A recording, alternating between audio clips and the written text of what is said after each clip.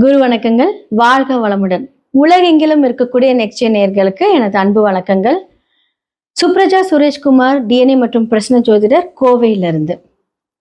இன்னைக்கு நம்ம பார்க்க போறது ஆடி மாத பலன்கள். பொதுவா ஆடி மாதம் அப்படின்னு எடுத்துக்கிட்டீங்கனாலே சுப காரியங்களை தவிர்த்துருவாங்க. முக்கியமா பெரியவங்களோட ஆசீர்வாதங்கள், அவங்களுக்கு செய்யக்கூடிய காரியங்கள், இதன் மூலியமாக பித்திருக்களோட ஆசீர்வாதங்கள் கிடைக்கக்கூடிய இந்த மாதம் ஆடி பெருக்கு அப்படிங்கிற ஒரு விசேஷமான ஒரு மாதம். அடுத்ததான் பாத்தீங்க அப்படின்னா சூரியன் கடகத்தில் வரக்கூடிய ஒரு மாதம், அதுதான் ஆடி மாதம் அப்படின்னு சொல்லுவாங்க. இந்த காலகட்டத்துல பாத்தீங்க அப்படின்னா மேஷம்ல இருந்து மீனம் வரைக்கும் உங்களுக்கு எல்லாம் எப்படி இருக்கும், எப்படி அதெல்லாம் ஹேண்டில் பண்ணும், எது நல்லது எது கெட்டது எல்லாமே நம்ம பார்க்க போறோம். யார் யார் திருமணம் செய்யலாம், யாரெல்லாம் உங்களுடைய வாழ்க்கையில புதுசா பிசினஸ் பண்ணலாம், வாழ்வில் பரிகாரமாக இருந்தாலும் சரி, கோவில் பரிகாரமாக இருந்தாலும் யாருக்கெல்லாம் ஆப்டா இருக்கும், இது எல்லாமே நம்ம பார்க்க போறோம். அடுத்ததான் பார்த்தீங்கன்னா இந்த உலகளாவிய விஷயங்கள் அப்படின்னு சொல்லக்கூடிய இடத்துல பார்த்தீங்க அப்படின்னா நிதி நிலைகள் சம்பந்தப்பட்ட மாற்றங்கள் நிறைய வரும். ஏன்னா பார்த்தீங்க அப்படின்னா சில கிரக அமைப்புகள் ஆகஸ்ட் 2ஆம் தேதி பார்த்தீங்கன்னா சுக்கிரன் நீசமாகிறார். ஆகஸ்ட் 3ஆம் தேதி செவ்வாய் ரிஷப வீட்டிலேருந்து புதன் வீட்டுக்கு வராரு. அதே மாதிரி பார்த்தீங்க அப்படின்னா புதன் வக்கரத்திலிருந்து வக்கர நிவர்த்தியே தன்னுடைய சொந்த வீட்டுக்கு வராரு. அப்போ சூரியனோட குரு என்ன ஆகுறாரு, சூரியனோட குரு ரொம்ப க்ளோஸாக நெருங்கி வரும்போது குரு அஸ்தங்கம் ஆகுறாரு. ஆல்ரெடி சனி வக்கரம் ஆயிருக்காரு. அப்போ எத்தனை பெரிய மாற்றங்களை நம்ம பார்க்கக்கூடிய இந்த மாதம் ஆடி மாதம். அப்போ என்ன சொல்றது, இப்போ கோல்டு அப்படின்னு எடுத்துக்கிட்டீங்க அப்படின்னா இந்த கோல்டு பார்த்தீங்கன்னா கம்மியாகக்கூடிய ஒரு காலம்.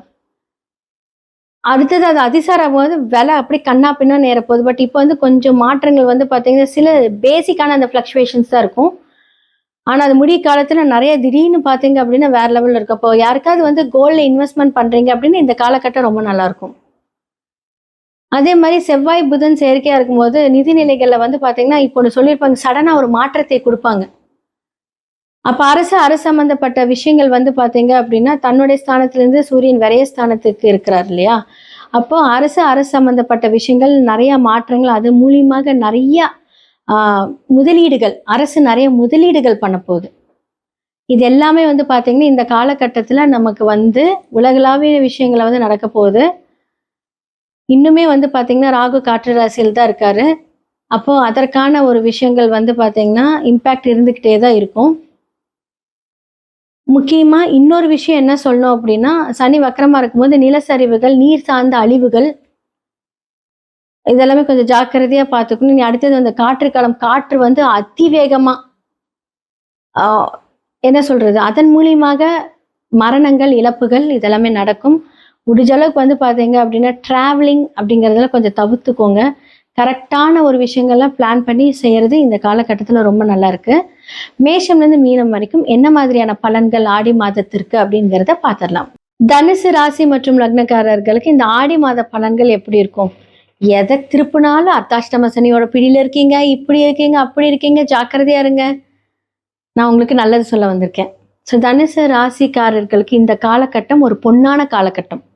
ஏன்னா லக்னாதிபதி 8ல போய் மறைந்து என்ன ஆகுறாரு, அஸ்தங்கம் ஆகிறார். பொதுவா உபய லக்னக்காரர்களுக்கு இந்த புதனா இருக்கட்டும், குருவா இருக்கட்டும், பாவி ஆகிறது, அஸ்தங்கம் ஆகிறது, லோவா போறது, மறையிறது ரொம்ப ரொம்ப சிறப்பு. அப்ப இந்த மாதம் எப்படி இருக்கும்? அப்போ உங்களோட பிசினஸ்ல ஒரு புதிய முன்னேற்றம் நீங்க பார்க்க போறீங்க.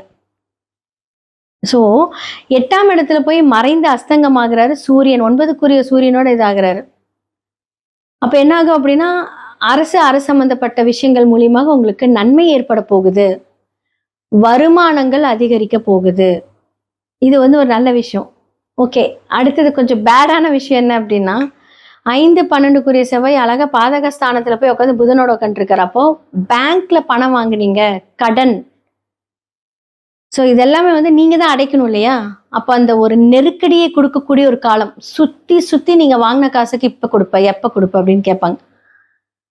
அப்போ ஒரு விதத்துல குரு உங்களுக்கு நல்லது பண்ணாலுமே, அப்போ நம்ம ஆல்ரெடி வாங்கின கடனுக்கு அந்த நெருக்கடிகள் கொடுக்கக்கூடிய ஒரு காலம் அப்ப புதன் அப்படின்னு சொல்லக்கூடியது வந்து பாத்தீங்கன்னா, இப்ப நீங்கள் காதல் அப்படின்னு சொல்ல விஷயத்துல வந்து வரீங்க, காதல் திருமணமா, அந்த காதல்ல இப்ப பிரச்சனை வரும். பிரேக்கப்ஸ் இதெல்லாம் நடக்கும். அப்ப இதுக்கெல்லாம் நம்ம எப்படி முன்னேற்பாடா இருக்கணும் அப்படின்னா, பிரச்சனை வந்து அமைதியா இருங்க.